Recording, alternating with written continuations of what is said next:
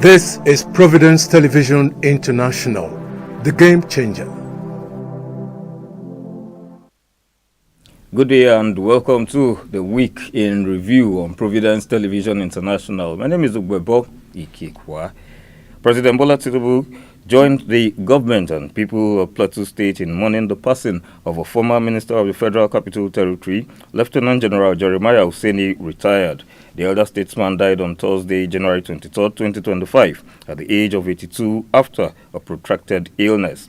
President Tinubu extended condolences to the family, friends, military colleagues, and political associates of the former governor of Old Bendel State, Minister of Transport, and Quartermaster General of the Nigerian Army. The Nigeria Communications Commission approved request from network operators for tariff adjustments in response to rising operational costs, making it the first change in rates since 2013. The decision, announced in a statement signed by the Director of Public Affairs, Ruben Moka, on Monday, allows for a maximum adjustment of 50% to current tariffs, significantly less than the over 100% proposed by some operators. He noted that the adjustment was necessary to sustain investment in infrastructure and innovation, benefiting consumers through improved services, better network quality, and wider coverage. The National Association of Telecom Subscribers has disclosed that it will sue the Nigerian Communications Commission over the 50% tariff hike. President of NATCOMS, Diolu Ogubanjo, stated that the NCC did not carry subscribers along in the agreement, noting that NATCOMS had suggested a 5 to 10% marginal increase in tariff. The president of NATCOMS further expressed disappointment at the NCC's approval of a 50% hike, stating that it is totally unacceptable. In a related development, the leadership of the Nigeria Labour Congress (NLC) on Wednesday described the recent hike in telecommunications tariff as an assault on Nigerians' welfare, stating that the Labour movement disagrees with the approved rate of increase.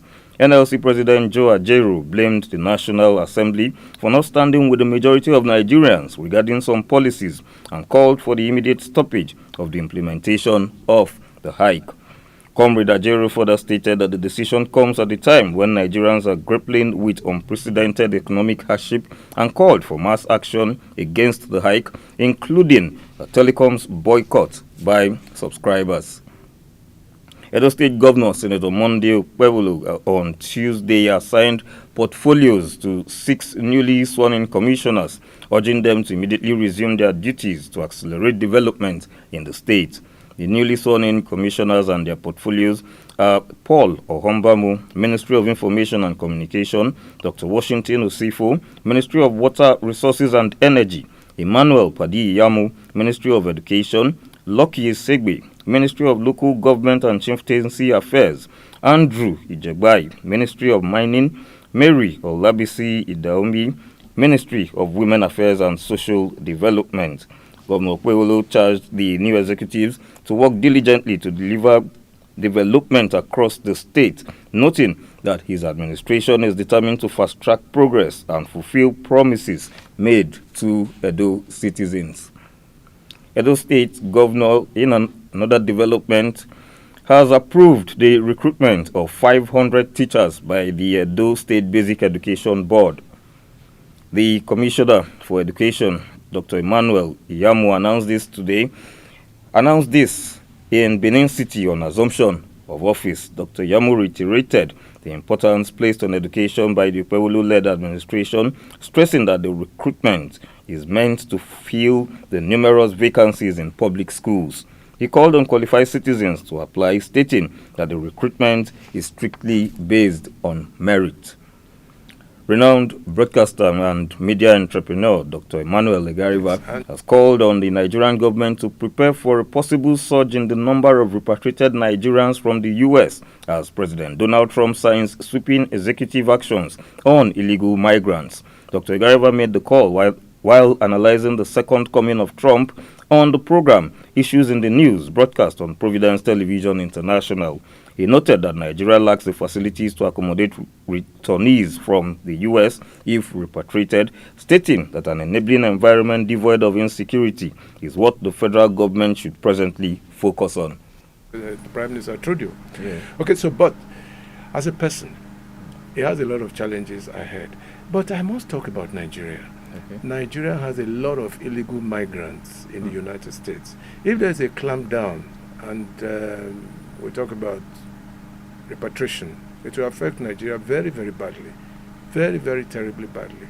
And how are we going to cope if it happens? Because there will be influx of Nigerians back to Nigeria.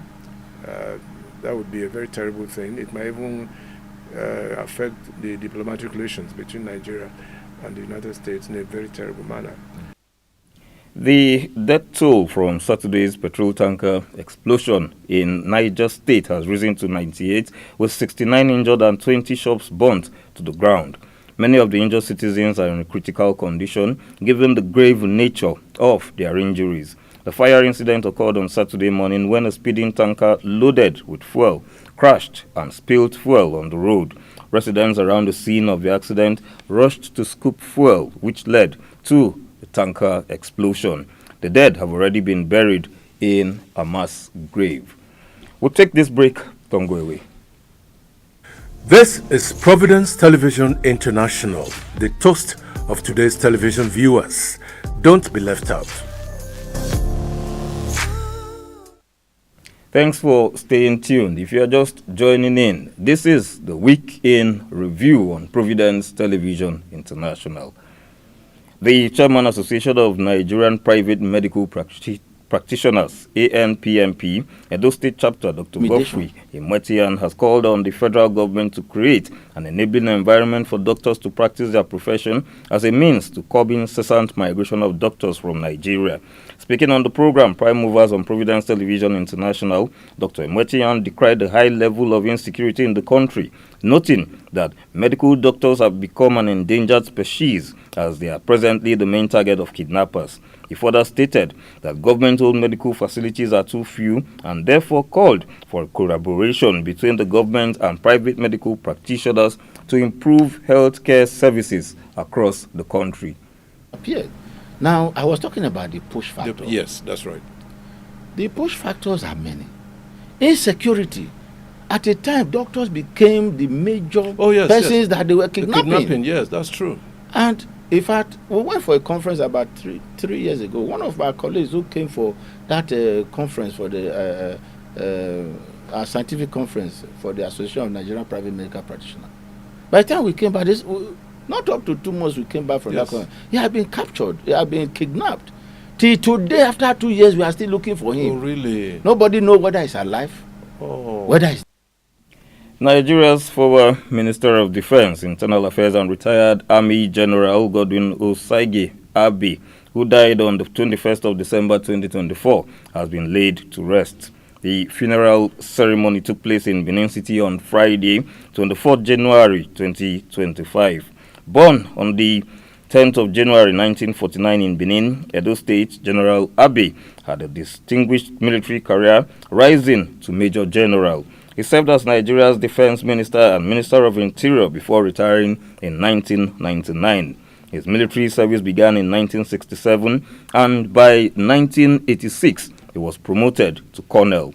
He held key military positions, including Military Governor of Akwa Ibom State from 1988 to 1990 and Rivers State 1990 to 1991. He also served as General Officer Commanding of the 2nd Division of the Nigerian Army, Commander of the Training and Doctrine Command, and Commandant of the National War College. The wife of Anambra State Governor, Nonye Soludo, has expressed strong disappointment at the increasing cases of violence and abuse in homes, calling for significant social reforms which should include a systematic approach to combating drug abuse. She made this known while reacting to the gruesome murder of Mrs. Chioma Nwaka, who was set ablaze by her husband over a family misunderstanding in Abagana, Njikoka local government area of Anambra State. reaffirming the Anambra State's administration stance on zero tolerance for domestic violence. Mrs. Soludo noted that the culprit will face the full wrath of the law. And now to foreign news. President Donald Trump of the United States of America was inaugurated on Monday as the 47th President of the United States. After being sworn in at the U.S. Capitol in Washington, D.C., he had a 30-minute speech where he promised to bring back free speech by ending government censorship and called for a national energy emergency to allow for more production. He also talked on resolving the Israel-Hamas war. U.S. President Donald Trump has signed an executive order to begin the process of withdrawing the U.S. from the World Health Organization. This marks the second time Trump has ordered the U.S. be pulled out of the WHO. Trump, who was critical of how the international body handled COVID-19 and began the process of pulling out from the organization during his first term as president. However, President Joe Biden later revised the decision. Carrying out this executive action on day one of his present term makes it more likely that the U.S. will formally leave the World Health Organization. And in reaction, the World Health Organization expressed regret over the announcement that the United States intends to withdraw from the organization. The Director General of the World Health Organization, Dr. Tedros Ghebreyesus, urged the U.S. to reconsider the decision and emphasized the organization's crucial role in protecting global health, including that of Americans. He further highlighted the WHO's work in addressing the root cause of disease, strengthening health systems, and responding to health emergencies, often in challenging environments where others cannot operate. The United States immigration authorities have been granted the ability to arrest individuals at schools, churches, and hospitals, following President Donald Trump's administration's reversal of policies that previously classified these locations as off-limits for enforcement. The policy change ends after a decade of restrictions that protected these sensitive areas. The Department of Homeland Security, which oversees immigration, customs enforcement, and border protection, emphasized the importance of eliminating spaces where individuals could evade arrest. A federal judge has blocked President Donald Trump's executive order curtailing birthright citizenship, a constitutionally enshrined right granting automatic citizenship to anyone born in the United States. District Judge John Connor issued the temporary restraining order on Thursday in Seattle, Washington, preventing the government from implementing what he referred to as a blatantly unconstitutional measure. President Donald Trump's order has been viewed with alarm by rights groups that depict it as a fundamental assault on the concept of U.S. citizenship. The death toll from a landslide on Indonesia's main island of Java rose to 22, with 4 people still missing as rescuers race against time and bad weather to find survivors. Intense rainfall in a mountainous area near Pekalongan city sparked the landslide, collapsing bridges, burying cars and houses. The rescuers paused the cleanup of mud and debris from the roads due to bad weather and the potential for further landslides. Indonesia is prone to landslides during the rainy season, with climate change increasing the intensity of storms, leading to heavier rains, flash floods, and stronger gusts. NLC, and with that, we come to the end of the week in review on Providence Television International. I am Ugbebo Ikekwa. Thanks for watching. Please stay tuned.